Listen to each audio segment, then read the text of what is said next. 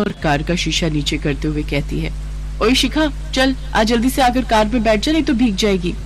ठीक है। अच्छा सुन, तू कह रही थी ना आज आंटी कहीं जाने वाली है, शाम तक घर आएगी, तो तू ऐसा कर, तब तक मेरे ही घर चल ले। आज डिनर वहीं कर लेना, उसके बाद शाम को मेरा ड्राइवर तुझे तेरे घर ड्रॉप कर देगा। प्लीज यार, अब मना मत करियो। अच्छा ठीक है, जैसा तुझे ठीक लगे। कुछ देर में दोनों सहेलियां बिपाशा के घर पहुंच जाती हैं। घर पहुंचकर बिपाशा शिखा से कहती है, यार आज तू पहली बार मेरे घर आई है, बता क्या खाएगी। बाप रे, ये घर है या महल? सुख सुविधा का सारा सामान है यहाँ तो। अरे किन सपनों में खो गई, बता भी तो क्या खाएगी। कुछ भी चलेगा। चल आज मैं तुझे अपने हाथ से बनाकर कुछ खिलाती हूँ, लेकिन उसके लिए तुझे मेरी हेल्प करनी होगी। हाँ हाँ, तो मैंने कब मना किया है। चल फिर मेरे साथ किचन में। बिपाशा शिखा को अपने किचन में ले जाती है। उसका किचन पूरी तरह मॉड्यूलर होता है, जिसमें एक से एक सुंदर क्रॉकरी का सेट, बर्तन धोने के लिए डिश वॉश मशीन, अलमारी जितना बड़ा फ्रिज, ओवन, टोस्टर होता है। शिखा उसके किचन को देखकर दंग रह जाती है और वो मन ही मन सोचती है, अरे वाह, यहाँ पर तो कितना कुछ है।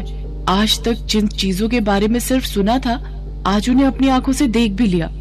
ओहो, अब तो फिर कहाँ से खो गई यार, कब से पूछ रही हूँ क्या खाएगी क्या खाएगी।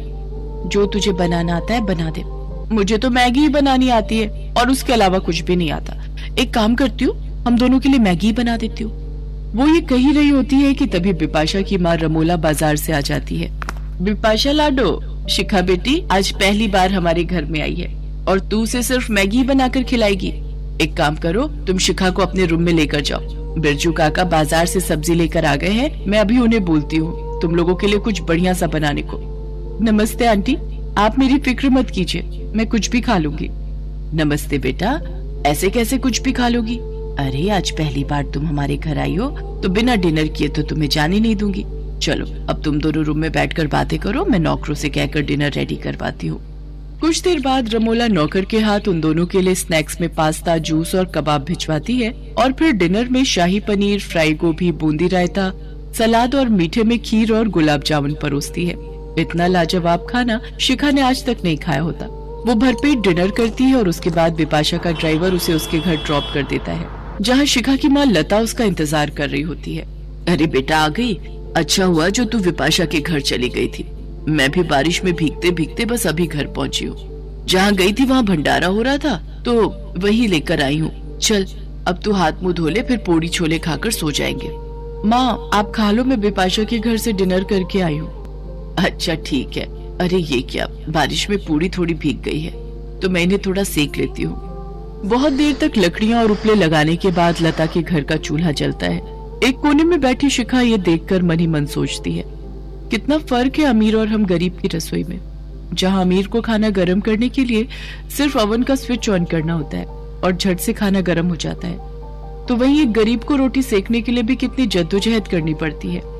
फिर उसकी नजर अपने घर की रसोई में रखे डिब्बों पर जाती है, जिनमें मुश्किल से ना के बराबर राशन होता है। एक और अमीरों का घर होता है जिनकी रसोई में दुनिया भर का सामान है, जहाँ ये समझ नहीं आता कि क्या खाएं और क्या नहीं। और एक और है ये हम गरीबों की रसोई। ऐसे ही वक्त बीतता गया। शिखा पढ़ाई में काफी अच्छी थी और वो अक्सर पढ़ाई में बिपाशा की मदद किया करती थी। बिपाशा और शिखा के एग्जाम आने वाले थे। शिखा अक्सर कॉलेज खत्म होने के बाद बिपाशा की पढ़ाई में मदद करने के लिए उसके घर जाया करती थी। एक दिन दोनों पढ़ाई कर रही होती है, तभी बिपाशा शिखा को बोलती है, शिखा यार मैं पढ़ाई करके थक चुकी हूँ, जाना यार, फ्रिज में नारियल पानी के टेट्रा पैक रखे हैं, जरा अपने लिए और मेरे लिए लेते हो। हाँ रुका भी लाती हूँ। इसके बाद शिखा किचन में जाती है और फ्रिज खोलती है तो देखती है उसमें ढेरों सामान जैसे cold drink, chocolate, juice, fruits और भी बहुत कुछ रखा हुआ होता है। अरे बाप रे, ये फ्रिज तो किसी अलमारी से भी बड़ा है और इसमें इतना सारा सामान। ये तो ऐसे लग रहा है जैसे किसी मॉल की कोई बड़ी सी दुकान हो। इसमें तो दुकान की तरह कितनी सारी चीजें रखी हुई हैं खाने पीने की, और एक हम गरीबों के घर की रसोई है जिसमें फ्रिज के नाम पर एक पानी का मटका ही रखा हुआ होता है। ये सोचकर शिखा फ्रिज में से नारियल पानी लेती है और चली जाती है। फिर शाम को रमोला अपने कुक से कहती है, सुनो बिरजू, आज खाने में चिकन कोरमा, कढ़ाई पनीर, बूंदी रायता, लच्छा पराठा और बटर नान बना देना, और हाँ मीठे में गुलाब जामुन और रसमलाई रख देना। जी मालकिन। और मालकिन जो दोपहर का खाना बचा है उसका क्या करना है? अब हम बासी खाना थोड़ी ना खाएंगे, उसको तुम फेंक देना। वहीं खड़ी बिपाशा और शिखा रमोला की सारी बातें सुन रही होती हैं। शिखा बेटा, डिनर रेडी हो रहा है, तब तक तुम दोनों अपना स्टडी कंप्लीट करो, फिर हमारे साथ ही डिनर कर लेना। जी आंटी। बिपाशा के घर पर पढ़ाई खत्म करने के बाद शिखा उनके साथ डिनर करती है और फिर अपने घर चली जाती है, जहां पहुंचकर वो देखती है कि उसकी माँ बड़ी देर से चूल्हा जलाने की कोशिश करती है और फिर जाकर उसके घर का चूल्हा जलता है। फिर जब उसकी माँ रोटी बनाने लगती है तो देखती है कि आटा सिर्फ आज के दिन के लिए ही होता है। ये देख उसकी माँ लता सोचती है, हे राम, कर रख लीजिए। और शिखा बेटा, एक बात हमेशा याद रखना, रसोई चाहे अमीर की हो या गरीब की, लेकिन जब एक माँ वहाँ खाना बनाती है तो उसका मोल कोई अमीर नहीं लगा सकता। अब चले लता बहन जी, खाना बना ले, मेरे पेट में तो चूहे कूद रहे हैं। हाँ हाँ, आइए आइए। इसके बाद वो दोनों मिलकर रोटी सब्जी बनाते हैं और फिर सभी खुशी खुशी साथ में मिलकर खाते हैं।